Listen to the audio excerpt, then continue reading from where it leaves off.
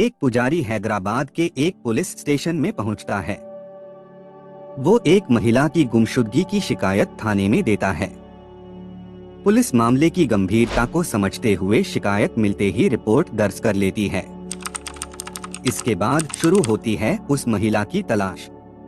जैसे जैसे इस मामले की जांच आगे बढ़ती है, मामला दर्ज कराने वाला पुजारी ही शक के दायरे में आ जाता है। 36 साल का अयागिरी साई कृष्णा हैदराबाद के ही सरूर नगर इलाके में एक मंदिर में पुजारी था। अब चूंकि खुद साई कृष्णा ही वो शख्स है जिसने अपनी भांजी को गायब होने से पहले आखिरी बार देखा था, तो पुलिस ने सबसे पहले उसी से अप्सरा की गुमशुदगी के मामले में पूछताछ करने का फैसला किया। लेकिन इसके बाद जो खुलासा होता है उसे जानकर आप भी हैरान रह जाएंगे। अगर आप चैनल पर नए हैं या अभी तक आपने इस चैनल को सब्सक्राइब नहीं किया है तो सब्सक्राइब कर लीजिए, बेल आइकन दबा दीजिए ताकि मेरे हर वीडियो का नोटिफिकेशन आपको मिलता रहे। तो चलिए आज की कहानी शुरू करते हैं। तेलंगाना के हैदराबाद शहर के थाना राजीव गांधी इंटरनेशनल एयरपोर्ट में 5 जून 2023 दिन सोमवार की सुबह एक साधु जैसे कपड़े पहने हुआ आदमी पहुंचा। उसकी उम्र यही कोई 35-36 साल थी। तंदुरुस्त शरीर, सफेद धोती, काले बाल और दाढ़ी, गले में माला, माथे पर बड़ा सा तिलक और उसके हाथ में मोबाइल था। उसने SHOT के रेड्डी को नमस्कार किया तो जवाब में उन्होंने भी नमस्कार करके उसे सामने पड़ी कुर्सी पर बैठने का इशारा किया। कुर्सी पर बैठते ही उसने कहा, सर मैं बांगारू मायसम्मा मंदिर का पुजारी हूँ। मेरा नाम अयागिरी वेंकट सूर्या साई कृष्णा है। इसके बाद उसने दोनों हाथ जोड़कर कहा, सर कल से मेरी भांजी गायब है। उसी के गायब होने की रिपोर्ट लिखाने आया हूँ। उसकी गुमशुदगी दर्ज करके प्लीज उसे खोज दीजिए। SHOT के रेड्डी ने पूछा, उसका फोटो लाए हैं? अप्सरा का फोटो मेज पर रखते हुए साई कृष्णा ने कहा, जी सर मैं उसका फोटो साथ लाया हूँ। उसका नाम कुरुंगाती अप्सरा है।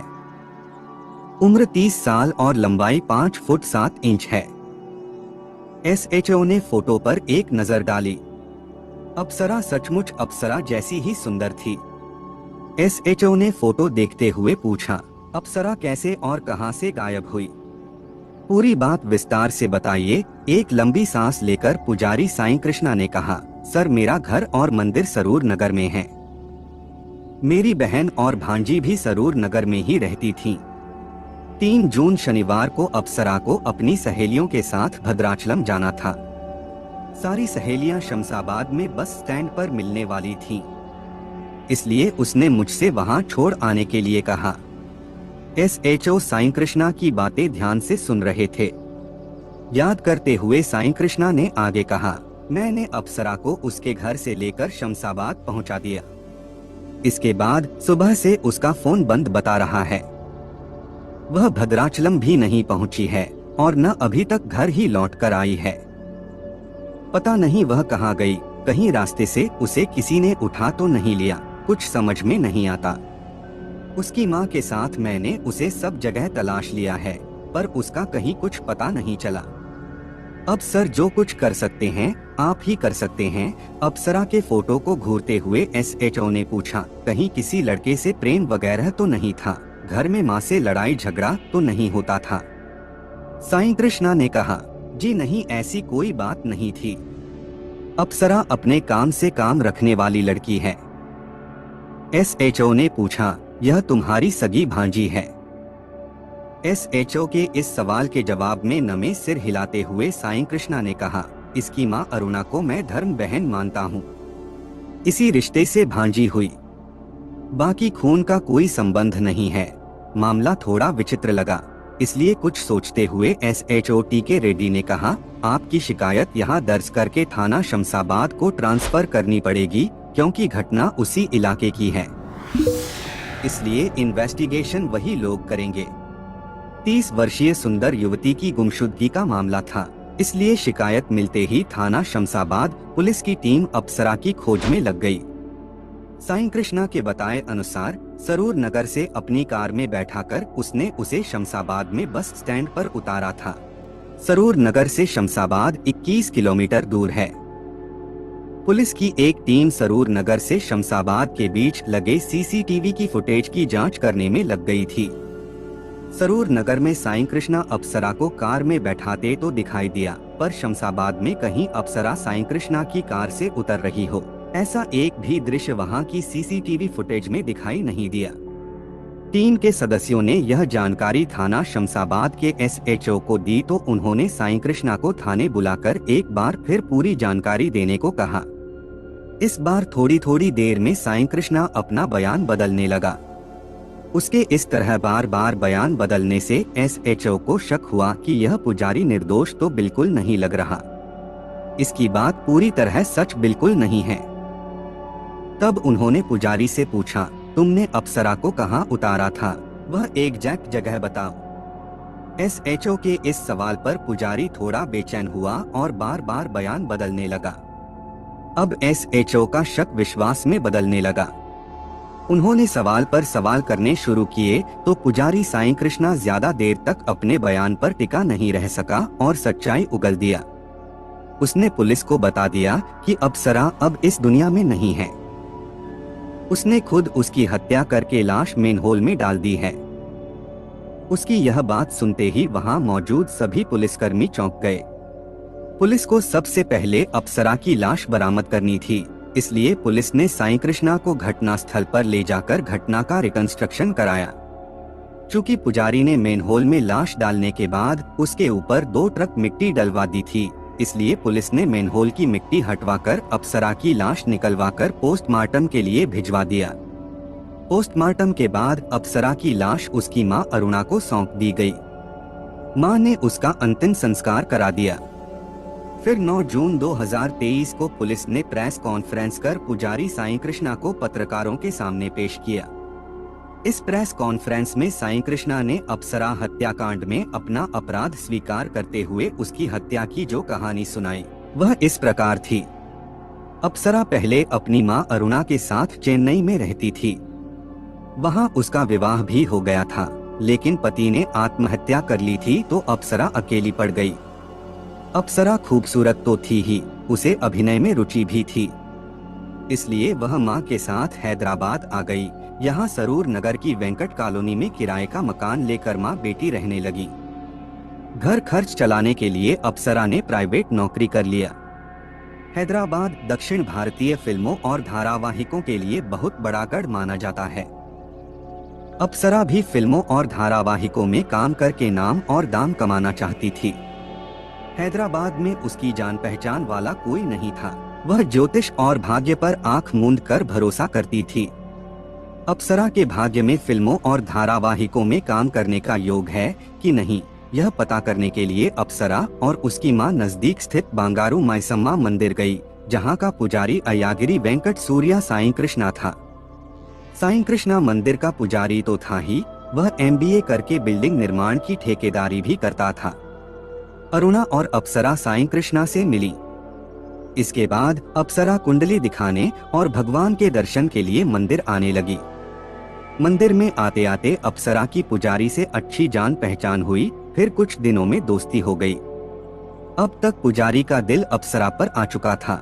इसकी वजह यह थी कि पुजारी वहां अकेला ही रहता था। पुजारी साईं कृष्णा का दिल अप्सरा पर आया तो वह उसकी हर तरह से मदद करने लगा। अप्सरा और उसकी मां पर प्रभाव जमाने के लिए उसने रिश्ता भी जोड़ लिया। अरुणा को उसने मुंह बोली बहन बना लिया तो अप्सरा उसकी भांजी हो गई। अप्सरा साईं कृष्णा को अन्ना कहती थी। अप्सरा मंदिर आती ही रहती थी। तभी साईं कृष्णा को भांजी अप्सरा से प्यार हो गया। साईं कृष्णा ने रिश्ते की आड़ में उस पर डोरे डालते डालते आखिर उसे अपने प्रेम जाल में फंसा ही लिया। साईं कृष्णा शादीशुदा था और उसके 2 बच्चे भी थे, परंतु उसकी पत्नी बच्चों के साथ गांव में रहती थी। इसलिए यहाँ पुजारी को अप्सरा के साथ रंगरलिया मनाने का खुला मौका मिल गया था। मंदिर परिसर में पुजारी के लिए कमरा बना था। उसी कमरे में अप्सरा साईं कृष्णा से मिलती थी। अप्सरा को पूरी उम्मीद थी कि पुजारी साईं कृष्णा उससे विवाह करके उसे पत्नी के रूप में स्वीकार कर लेगा, इसलिए उससे संबंध बढ़ाने में उसे कोई दिक्कत महसूस नहीं हुई। लेकिन जब उसे पता चला कि पुजारी तो शादीशुदा ही नहीं बल्कि 2 बच्चों का बाप भी है, तब उसे तकलीफ तो बहुत हुई, पर उसने न पुजारी का साथ छोड़ा और न ही उसकी पत्नी बनने की उम्मीद छोड़ी। अप्सरा लगातार पुजारी साईं कृष्णा से मिलती रही, पर अब वह उस पर दबाव बनाने लगी कि वह अपनी पत्नी को छोड़कर उससे विवाह कर ले। साईं कृष्णा अप्सरा को झूठे आश्वासन देकर उसका शारीरिक शोषण करता रहा। उनके अवैध संबंधों की भनक किसी को नहीं लगी। अप्रैल 2023 के अंतिम सप्ताह में अप्सरा ने साईं कृष्णा को बताया कि वह प्रेग्नेंट है। उसने कहा कि वह इस बच्चे को जन्म देगी। यह सुनकर साईं कृष्णा घबरा गया। उसने गर्भपात कराने की सलाह दी। अप्सरा ने मना करते हुए कहा, मैं अपनी पहली संतान की हत्या का पाप कतई नहीं करूंगी। पर चालाक साईं कृष्णा ने अप्सरा को उल्टी सीधी पट्टी पढ़ाकर समझा बुझाकर गर्भपात करा ही दिया। इसके बाद अप्सरा आक्रामक हो गई और पुजारी पर विवाह के लिए दबाव डालने लगी। अब इस बात को लेकर दोनों के बीच खूब कहासुनी भी होने लगी। जल्दी ही अप्सरा की समझ में आ गया कि इस पुजारी को केवल उसके शरीर में रुचि है। इसे न उसकी जिंदगी से कोई मतलब है, न उसकी भावनाओं से। वह उसे खिलौने की तरह खेलकर किनारे कर देना चाहता है। वह उसे पत्नी नहीं बनाना चाहता, यानी उससे विवाह नहीं करना चाहता। फिर तो अप्सरा रणचंडी बन गई। उसने साईं कृष्णा को चेतावनी देते हुए कहा, मेरी यह आखिरी चेतावनी है। अगर तुमने मुझसे विवाह नहीं किया तो इसी मंदिर में बैठकर तुम्हारे पराक्रम की पूरी कथा सभी को सुनाऊंगी, अखबारों में छपवाऊंगी, वीडियो बनाकर वायरल करूंगी। मेरा तो जो होना होगा वह होगा ही, पर तुम्हारी भी इज्जत की ऐसी तैसी करके रहूंगी। अब पुजारी को अप्सरा अप्सरा नहीं बला लगने लगी थी। अब रात दिन वह इसी सोच में डूबा रहने लगा कि किस तरह इस बला से छुटकारा पाए। अप्सरा अब पूरी तरह बिंदास होकर पुजारी को धमकियां दे रही थी, इसलिए वह बुरी तरह घबराया हुआ था। आखिर काफी मानसिक परेशानी झेलकर उसने अप्सरा से हमेशा हमेशा के लिए छुटकारा पाने का उपाय खोज ही लिया। उसने गूगल पर सर्च किया कि इंसान को कैसे मारा जाए। योजना के अनुसार 3 जून 2023 को उसने अप्सरा को मनाने के बाद कहा, चलो आज लॉन्ग ड्राइव पर चलते हैं। चलते हुए रास्ते में विचार करते हैं, फिर शायद कोई रास्ता निकल ही आए। अप्सरा को भला क्यों ऐतराज होता। फिर पुजारी साईं कृष्णा के मन में क्या खिचड़ी पक रही है, उसे कहाँ पता था। वह सहज तैयार हो गई। अप्सरा ने पुजारी के कहने पर घर में माँ को बताया कि उसे सहेलियों के साथ भद्राचलम जाना है। उसकी सारी सहेलियां शमशाबाद में मिलेंगी। मामा यानी पुजारी साईं कृष्णा उसे अपनी कार से शमशाबाद तक छोड़ देंगे। 3 जून 2023 को पुजारी साईं कृष्णा ने अप्सरा को उसके घर से कार में बिठा लिया और शमशाबाद की ओर चल पड़ा। वह शमशाबाद जाने के बजाय अप्सरा को कार में बैठाकर घुमाता रहा। अप्सरा को नींद की गोलियां खाने की आदत थी।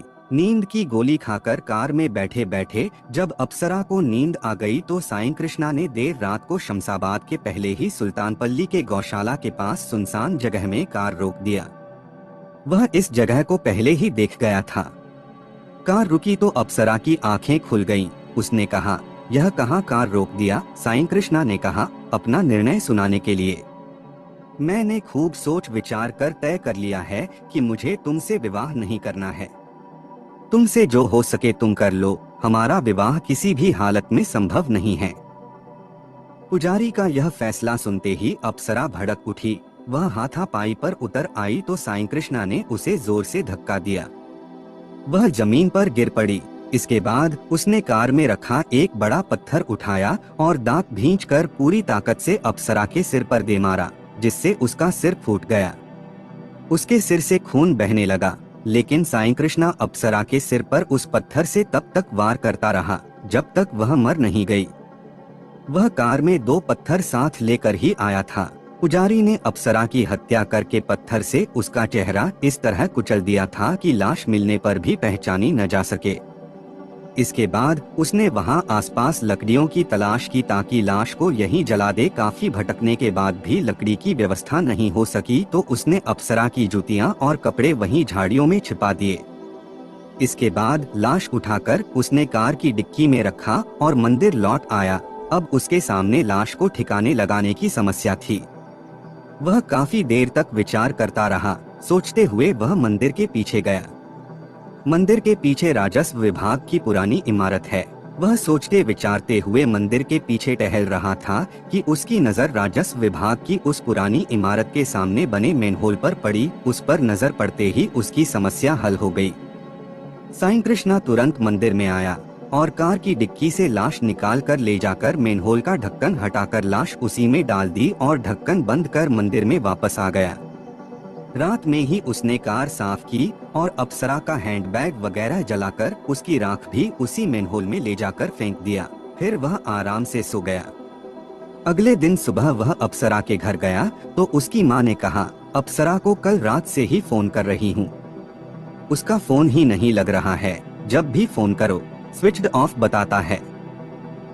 साईं कृष्णा ने कहा, यही पता करने तो मैं भी आया हूँ, मैंने भी फोन किया था, उसका फोन बंद ही बताए जा रहा था, कहीं उसका फोन चोरी तो नहीं हो गया।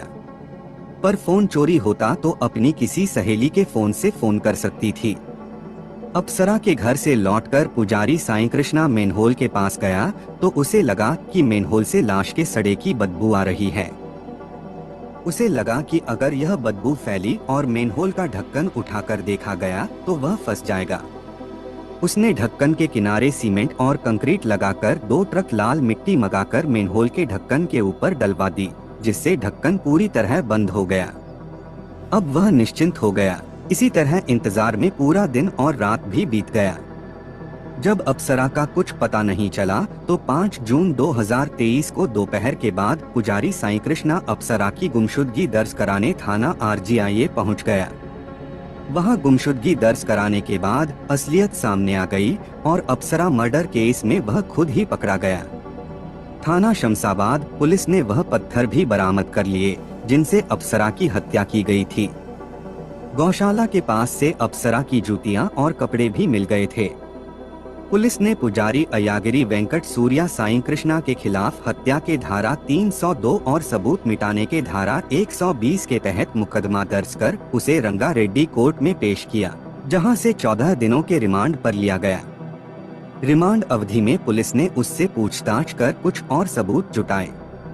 रिमांड अवधि पूरी होने पर उसे दोबारा अदालत में पेश किया गया, जहां से कातिल पुजारी को जेल भेज दिया गया। पुजारी की पाप लीला और अप्सरा की हत्या को लेकर मीडिया में अप्सरा की एक से एक फोटो के साथ पुजारी के फोटो दिखाए जा रहे थे। तभी इस मामले में एक और नया रहस्य निकलकर सामने आया। अप्सरा और उसकी मां अरुणा 1 साल पहले ही हैदराबाद रहने आई थी। इसके पहले दोनों चेन्नई में रहती थीं। अप्सरा की हत्या का समाचार सुनकर चेन्नई की धनलक्ष्मी राजा नाम की एक महिला ने सोशल मीडिया पर अप्सरा के फोटोग्राफ्स, वीडियो और ऑडियो डालकर हड़कंप मचा दिया। धनलक्ष्मी ने वीडियो वायरल करके कहा था कि दुनिया में देर है पर अंधेर नहीं है। प्रकृति हर किसी को उसके कर्म की सजा देती है। मेरा एकलौता बेटा कार्तिक सॉफ्टवेयर इंजीनियर था। उसे अप्सरा से प्यार हो गया। उसकी सुंदरता पर वह ऐसा मोहित हुआ था कि मेरे मना करने के बावजूद उसने उस रूप सुंदरी से विवाह कर लिया। विवाह करके घर आते ही अप्सरा ने हम दोनों को परेशान करना शुरू कर दिया था। मेरा बेटा तो सीधा सादा था और वह महारानी हर शनिवार और रविवार को बाहर घूमने जाती और हद से ज्यादा खर्च कराती। इस मामले में उसकी मां अरुणा भी बेटी का पक्ष लेकर मेरे बेटे को धमकाती। जब देखो तब लड़ाई झगड़ा करके मां बेटी ने कार्तिक का जीना हराम कर दिया था। एक दिन घर में थोड़ा ज्यादा झगड़ा हो गया। अप्सरा ऐसी बिफरी की मुझे और कार्तिक को गंदी गंदी गालियां देने लगी। कार्तिक को भी गुस्सा आ गया। उसने अप्सरा पर हाथ उठा दिया। इसके बाद अप्सरा थाने चली गई और कार्तिक के खिलाफ तरह तरह के आरोप लगाकर शिकायत दर्ज करा दिया। अप्सरा की सुंदरता देखकर पुलिस ने भी फटाफट मुकदमा दर्ज कर लिया और कार्तिक को गिरफ्तार करके अदालत में पेश कर दिया, जहां से उसे जेल भेज दिया गया। इसके बाद अप्सरा अपनी मां के साथ चेन्नई से हैदराबाद चली गई। करीब 1.5 महीने बाद कार्तिक जमानत पर जेल से बाहर आया।